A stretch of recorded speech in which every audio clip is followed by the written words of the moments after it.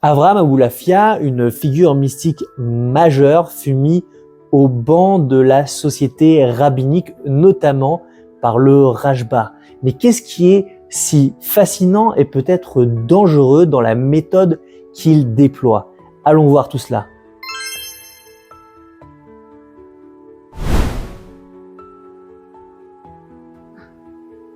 On présente souvent mystique et rationalisme comme deux attitudes irréconciliables face au réel. La mystique serait l'accès immédiat, non discursif, à une vérité vécue dans l'extase ou l'intuition intérieure.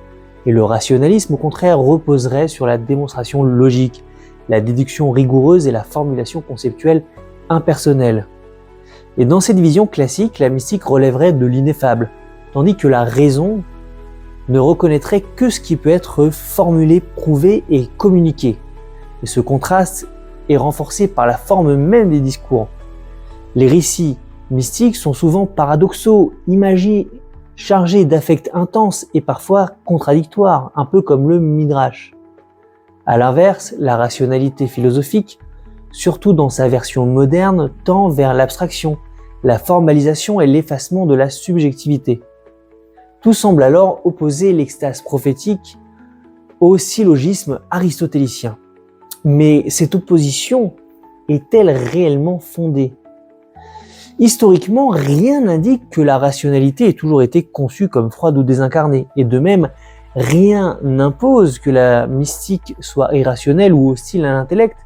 Cette séparation radicale est en grande partie un héritage tardif de la modernité issu de la dissociation entre science, religion et expérience intérieure. Et c'est précisément ce présupposé que la figure d'Aboulafia vient mettre en crise. Et chez lui, la mystique ne commence pas là où la raison s'arrête, et elle exige au contraire une discipline intellectuelle extrême fondée sur une compréhension approfondie de la philosophie. Et inversement, la rationalité n'est pas une simple gymnastique logique, elle devient une puissance transformatrice capable de conduire à l'expérience prophétique, rien de moins.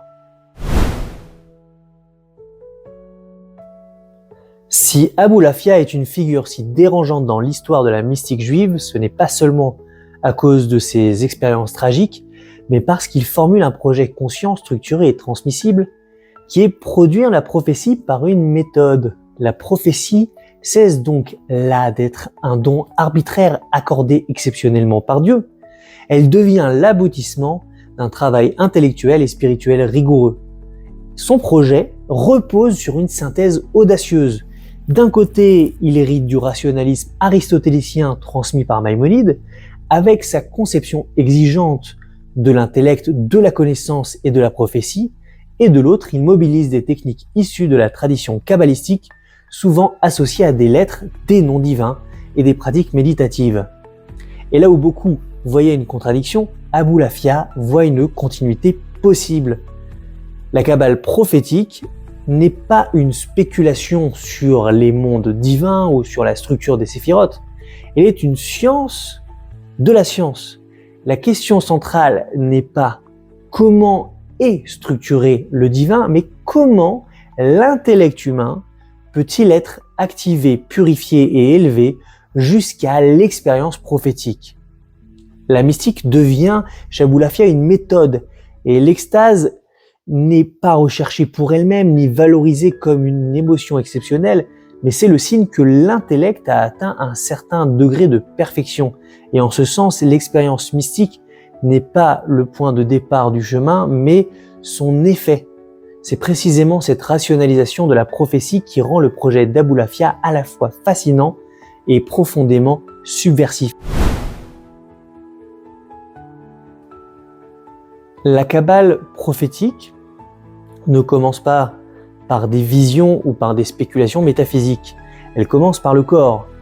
Pour Aboulafia, aucune transformation intellectuelle profonde ne peut être atteinte sans une préparation physique, psychique et morale rigoureuse.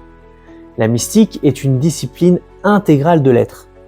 Et la première étape, c'est celle de la purification, de l'observance religieuse stricte, une attention spéciale portée au comportement et au rythme de la vie, à la prière et notamment à la mitzvah de l'utilisation des téphilines. Ces pratiques ne sont pas de simples commandements rituels, mais ça va carrément être des techniques de concentration destinées à stabiliser l'attention et à discipliner l'esprit. Vient ensuite le cœur de la méthode, la méditation sur les lettres hébraïques inspirée par le Sefer Yetzira. Aboulafia va développer une pratique extrêmement précise qui consiste à écrire, à permuter, à vocaliser et chanter les lettres accompagnées de rythmes respiratoires et de mouvements corporels. Et le but va être pas de susciter une émotion, mais de désorganiser les schémas ordinaires de la pensée discursive, de déconstruire notre pensée. Et à un stade plus avancé, les lettres vont être intériorisées et ensuite projetées dans l'imagination, puis progressivement dépassées. L'imagination, ici, va jouer un rôle transitoire très important. Elle va servir de médiation entre le sensible et l'intellect, mais doit finalement s'effacer au final. L'objectif n'est pas la vision, mais une intellection sans image. Et l'extase chez Aboulafia, ce n'est pas une perte de contrôle, c'est une intensification extrême de l'activité intellectuelle. La mystique devient une technique rationnelle, exigeante et risquée, orientée vers une transformation durable de la conscience.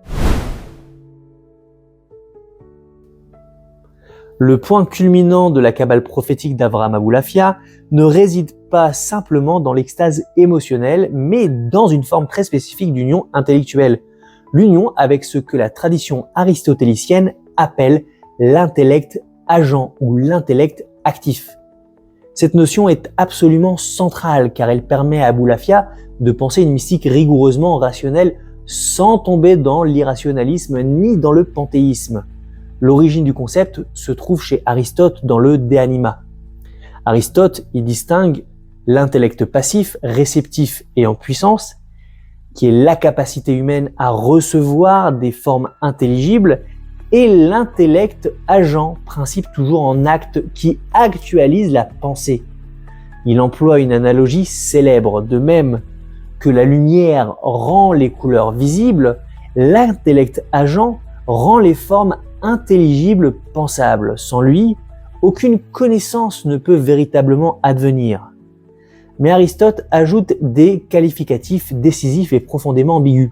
L'intellect agent est séparé, immatériel, éternel et impérissable. Il ne précise jamais s'il s'agit d'une faculté supérieure de l'âme humaine ou d'une intelligence séparée, voire divine. Cette indétermination a ouvert un champ immense de débats dans l'Antiquité tardive et le Moyen-Âge, où l'intellect agent sera souvent compris comme une médiation cosmique entre Dieu et l'homme. C'est dans ce cadre que s'inscrit Maïmonide, car pour lui, la prophétie n'est pas un miracle arbitraire, mais c'est un résultat d'un influx d'un shefa de l'intellect agent sur l'individu, dont les facultés rationnelles et imaginatives sont parfaitement développées. L'intellect reçoit les vérités universelles, l'imagination leur donne forme symbolique, visionnaire et législative, et la prophétie devient ainsi un phénomène intelligible inscrit dans une anthropologie philosophique rigoureuse. Mais Maïmonide s'arrête à cette description théorique, et Aboulafia, lui, franchit un pas décisif. S'il existe une structure rationnelle de la prophétie, alors cette structure peut être activée. Et par ces techniques méditatives, les lettres, le souffle, la concentration, la désactivation progressive de l'imagination, Aboulafia cherche à conduire l'intellect humain à fonctionner comme l'intellect agent. L'union dont il parle n'est donc pas une union ontologique avec Dieu. L'homme ne devient pas divin dans son essence. Il s'agit d'une coïncidence fonctionnelle. Pour un instant, l'acte de penser humain devient identique à l'acte de pensée de l'intellect agent. C'est une union dans l'activité intellectuelle et pas dans l'être. Cette précision permet à Aboulafia de rester fidèle à une théologie négative stricte. Dieu demeure absolument transcendant et l'intellect agent n'en est qu'une médiation.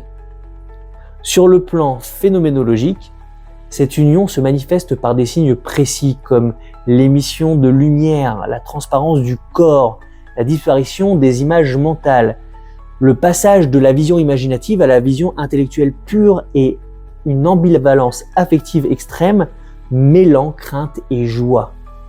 L'extase ici n'est pas une perte de contrôle, mais une intensification de l'intellect. Et la prophétie chez Aboulafia, ce n'est pas un délire visionnaire ni une dissolution du sujet, c'est une lucidité accrue, un accès à un niveau supérieur d'intelligibilité du réel. Le mystique ne quitte pas l'humain, il en atteint la limite maximale et c'est précisément cette thèse que l'intellect humain puisse, par discipline et méthode, toucher le mode d'activité d'une intelligence séparée, qui va rendre la Kabbale prophétique à la fois fascinante, explosive et profondément inquiétante pour toute autorité religieuse instituée. Si le projet d'Aboulafia a suscité une hostilité durable, ce n'est pas seulement à cause de son langage mystique, mais parce qu'il affirme que la prophétie est une possibilité humaine. Elle dépend du degré de perfection de l'intellect et non d'une élection arbitraire.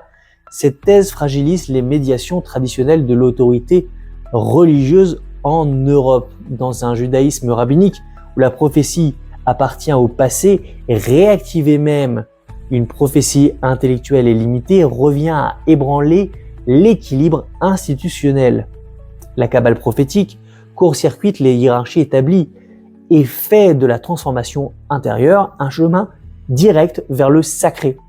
D'où la marginalisation d'Aboulafia, la circulation restreinte de ses œuvres, l'omission volontaire de certaines techniques dans les manuscrits et les éditions ultérieures. On ne censure pas une théorie abstraite, on censure une méthode qui fonctionne. Et sa redécouverte moderne révèle une pensée restée volontairement à la marge, non domestiquée par une tradition scolaire continue. Aboulafia nous parvient brut, radical et encore dérangeant. Il nous oblige à poser une question toujours actuelle, mais que faisons-nous de notre intellect? Non pas devons-nous devenir des prophètes, mais acceptons-nous que la raison soit autre chose qu'un simple outil utilitaire, mais plutôt une voie de transformation intérieure exigeante et vertigineuse.